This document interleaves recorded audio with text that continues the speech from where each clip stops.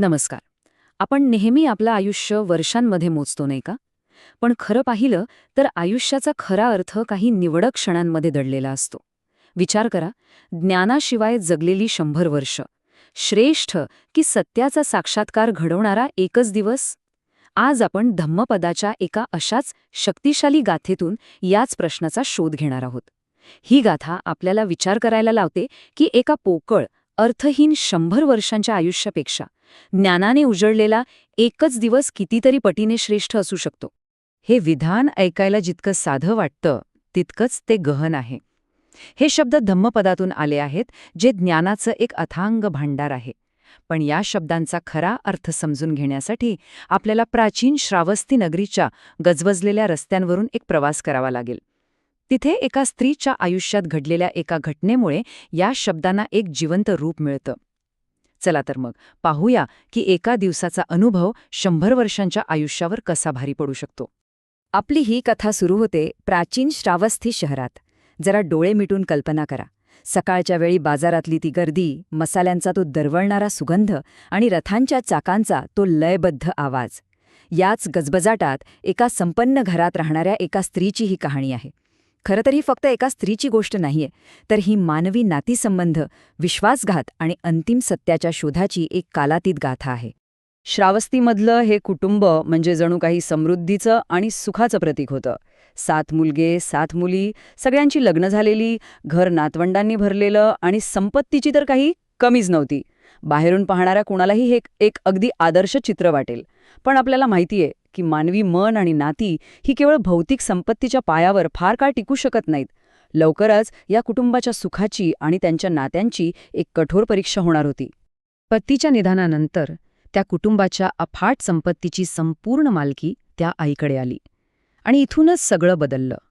अचानक तिच्या मुलांच्या आणि सुनाजावयांच्या नजरेत ती फक्त आई राहिली नाही, तर ती त्या प्रचंड वारस्याची रक्षक बनली. तिच्याबद्दलचा आदर आता तिच्या संपत्तीच्या आदरात बदलू लागला होता. प्रेमाच्या नात्यात लोभाची एक सूक्ष्म पण विषारी भेसळ झाली होती, जी कदाचित त्या आईच्या सुरुवातीला लक्षातही आली नसेल. मुलांनी वापरलेली भाषा बघा किती हुशारीची होती. त्यांनी कधीच थेट वारसा नाही मागितला. उलट त्यांनी आपल्या लोभाला काळजीच्या एका गोड आवरणात लपवलं. ते म्हणाले, आई, ही संपत्ती अशीच पडून राहण्यात काय अर्थ आहे? आपण ती आणखी वाढवू शकतो. आणि आम्ही तर आहोतच ना तुझी काळजी घ्यायला. हे शब्द म्हणजे त्यांच्या मनातल्या लोभाचं प्रतिबिंब होतं. ही एक अशी भावनिक खेळी होती जिथे स्वार्थाला सेवेचं रूप दिलं जात होतं. एका आईचं मन, मुलांच्या या गोड बोलण्यावर त्या माऊलीचा पूर्ण विश्वास बसला. मातृप्रेमाने अक्षरशः अंध झालेल्या त्या आईने आपल्या भविष्याचा जराही विचार केला नाही. स्वतःसाठी एक कवडीही न ठेवता तिने आपली संपूर्ण संपत्ती त्या 14 मुलामुलींमध्ये समान वाटून टाकली. हा फक्त संपत्तीचा व्यवहार नव्हता, तर तिच्या विश्वासाचा, तिच्या प्रेमाचा एक निस्वार्थ त्याग होता. आणि दुर्दैवाने ह्याच त्यागाने तिच्या आयुष्यातल्या सर्वात मोठ्या दुःखाच्या अध्यायाची सुरुवात केली. तिच्या या त्यागाचं फळ खूपच क्रूर आणि वेदनादायी मिळालं. ज्या 14 घरांना तिने आपल्या संपत्तीने भरभरून दिले होतं, आज त्याच 14 घरांची दारं तिच्यासाठी कायमची बंद झाली होती. तिचा पुढचा प्रवास हा आश्रयाच्या शोधाचा नव्हता, तर तो 14 वेळा होणाऱ्या नकाराचा एक दुःखद आणि अपमानकारक प्रवास होता. मोठ्या मुलाच्या घरी ती मोठ्या आशेने पाऊल ठेवते आणि सुनेच्या तोंडून निघालेले शब्द तिच्या काळजावर घाव घालून जातात. सून म्हणते, ही इथे राहायला आलीये, जणू का हिने आम्हाला दुप्पट हिस्सा दिलाय. या शब्दांमधला तो टोमणा, तो संपत्तीचा लोभ आणि नात्यांमधला कोरडेपणा किती बोचरा असेल. जिथे प्रेम आणि कृतज्ञता हवी होती, तिथे फक्त हिशोब उरला होता. हा त्या आईसाठी पहिला आणि सर्वात मोठा धक्का होता. आणि मग तिचा हा प्रवास सुरू झाला, एका दाराकडून दुसऱ्या दाराकडे. प्रत्येक घरात ती एका नव्या आशेने जायची, पण प्रत्येक घरातून तिला अपमान आणि नकारच मिळत गेला. मुलांकडून मुलींकडे, पण कहाणी काही बदलली नाही. ज्यांना तिने जन्म दिला होता, आज तेच तिला आपल्या आयुष्यातलं एक ओझं समजत होते. हा नकार फक्त घराचा नव्हता, तर तिच्या अस्तित्वाचा होता, जो तिला आतून पोखरून टाकत होता. जेव्हा जगातली सगळी दारं तिच्यासाठी बंद झाली ना, तेव्हा तिच्यासाठी आतलं अध्यात्माचं एक दार उघडलं. सांसारिक नात्यांमधला पोकळपणा अनुभवल्यानंतर तिने त्या निराशेला आपल्या शक्तीत बदललं. तिने कुटुंबाचा मोह पूर्णपणे सोडला आणि भिक्खुणी बनून शाश्वत सत्याच्या मार्गावर पाऊल टाकलं. हा तिच्या आयुष्याचा अंत नव्हता, तर एका नवीन आणि खऱ्या अर्थाने अर्थपूर्ण प्रवासाची सुरुवात होती. भिकुणी संघा तिला एक नवीन नाव मिळालं, बहुपुत्तिका. याचा अर्थ होतो अनेक मुलांची आई. ह्या नावात एक खोल विडंबना होती नाही का? ज्या मुलांमुळे तिने आपलं सर्वस्व गमावलं, त्याच मुलांची ओळख तिच्या नावाचा एक अविभाज्य भाग बनली होती. हे नाव म्हणजे तिच्या भूतकाळाची आणि त्यागाची एक जिवंत आठवण होती.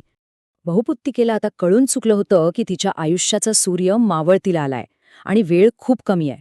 त्यामुळे तिने निश्चय केला की उरलेला प्रत्येक क्षण, प्रत्येक श्वास फक्त धम्मासाठी वाहून द्यायचा.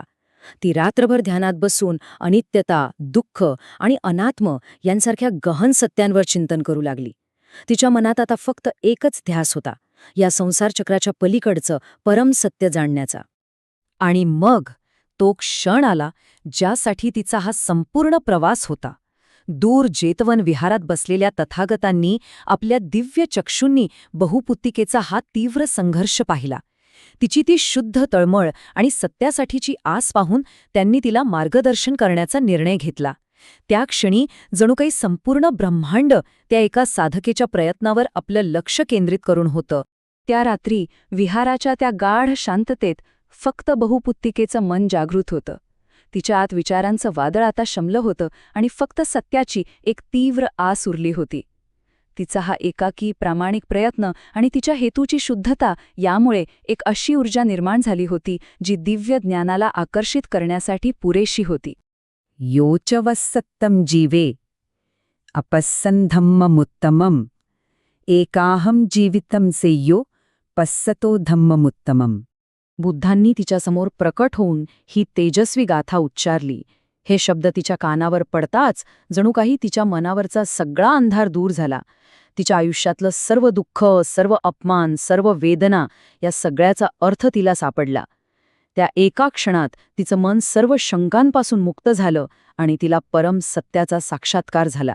या गाथेतला धम्ममुत्तमम हा शब्द खूप महत्वाचा आहे. याचा अर्थ फक्त चांगली शिकवण असा नाही, तर सर्वश्रेष्ठ लोकोत्तर धम्म. यात 9 अवस्थांचा समावेश आहे. सोप्या भाषेत सांगायचं तर हे ज्ञानाचे 4 टप्पे आहेत, ज्यांना मार्ग म्हणतात.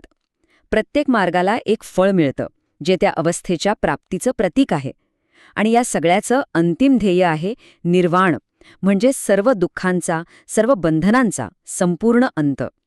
हे केवळ बौद्धिक ज्ञान नाही, तर प्रत्यक्ष अनुभवातून मिळणारं अंतिम स्वातंत्र्य आहे. बहुपुत्तिकेची ही कथा काही हजारो वर्षांपूर्वी घडली असेल, पण ती आजही तितकीच खरी आहे. खरं तर ती आपल्या सगळ्यांसाठी एक आरसा आहे. चला तर मग या प्राचीन ज्ञानाला आपल्या आजच्या या 21व्या शतकातल्या आयुष्याच्या प्रयोगशाळेत आणूया आणि पाहूया की हे सत्य आपल्या आजच्या समस्यांवर कसा प्रकाश टाकू शकतं. विचार करा, कामाच्या ठिकाणी सतत नकारात्मकता आणि तणाव असतो. आपल्यापैकी बरेच जण अशा परिस्थितीतून जातात नाही का? तिथे वर्षानुवर्ष काम करत राहणं म्हणजे रोज त्या विषाचा घोट घेण्यासारखं आहे. पण एका दिवसाचं आकलन म्हणजे काय? तर हे समजून घेणं की आपण बाहेरील परिस्थिती बदलू शकत नाही, पण आपल्या आतल्या प्रतिसादावर आपलं पूर्ण नियंत्रण आहे. त्या परिस्थितीचे गुलाम बनून राहण्याऐवजी आपल्या आंतरिक शांतीचे मालक बनण्याचा तो एक क्षण त्या 100 वर्षांच्या त्रासापेक्षा नक्कीच अधिक मौल्यवान आहे. आजच्या डिजिटल युगात तर आपलं मन सतत विचलित असतं. मोबाईलचे नोटिफिकेशन्स, सोशल मीडिया, आपलं लक्ष सतत विभागलेलं असतं. आयुष्यभर असं वरवर जगत राहणं म्हणजे 100 वर्ष फक्त अस्तित्वाच्या पृष्ठभागावर तरंगत राहण्यासारखं आहे. याउलट एका दिवसाचं आकलन म्हणजे या सगळ्या गोंधळापासून दूर जाऊन एका तासासाठी का होईना, पण पूर्णपणे वर्तमानात जगणं. तो 1 तास त्या 100 वर्षांच्या उथळ आयुष्यापेक्षा जास्त सखोल आणि खरा असतो. हे उदाहरण तर थेट बहुपुत्तिकेच्या कथेला जोडलेलं आहे. जेव्हा आपली जवळची माणसं विश्वासघात करतात, तेव्हा मनात राग आणि द्वेष खरखरतो. आयुष्यभर त्या द्वेषाच्या तुरुंगात जगण्यापेक्षा एका दिवसाचं आकलन म्हणजे हे समजून घेणं की क्षमा ही इतरांसाठी नाही, तर ती स्वतःच्या मुक्तीसाठी असते. रागाचा त्याग करून स्वतःला त्या बंधनातून मुक्त करण्याचा तो एक क्षण हाच खरा विजय आहे. चला तर मग हे सगळं ज्ञान आता आपल्या रोजच्या जगण्यात कसं आणायचं ते बघूया. यासाठी एक खूप सोपा आणि व्यावहारिक सराव आहे जो आपल्याला रोजच्या धावपळीतही तो आकलनाचा एक दिवस शोधायला मदत करेल. रोज रात्री झोपण्यापूर्वी फक्त 5 मिनिटांसाठी थांबा. डोळे बंद करून दिवसभराचा आढावा घ्या. कामांची यादी नाही तर अनुभवांचा. आणि त्यातून फक्त एक असा क्षण शोधा जिथे तुम्हाला स्पष्टता, दया किंवा आंतरिक शांतीचा अनुभव आला. तो क्षण कितीही छोटा असू शकतो, जसे की खिडकीतून दिसणारं सुंदर ढग किंवा कुणाचं तरी एक स्मितहास्य. तोच क्षण तुमचा त्या दिवसाचा धम्ममुत्तम आहे. त्याला ओळखा, अनुभवा आणि त्याचं महत्त्व जाणा. हा छोटासा सराव तुमच्या आयुष्याची गुणवत्ता नक्कीच बदलू शकतो. तर मग अंतिम प्रश्न तोच उरतो. आपल्याला फक्त दीर्घ आयुष्य हवं आहे की सखोल आणि अर्थपूर्ण आयुष्य? 100 वर्षांचं पोकळ आयुष्य की ज्ञानाने उजळलेला एकच दिवस? हा शोध उद्यावर ढकलू नका. विचार करा, येत्या 24 तासात तुम्हाला तुमच्या आकलनाचा तो एक मौल्यवान क्षण कुठे सापडेल? तोच तुमचा खरा खजिना असेल.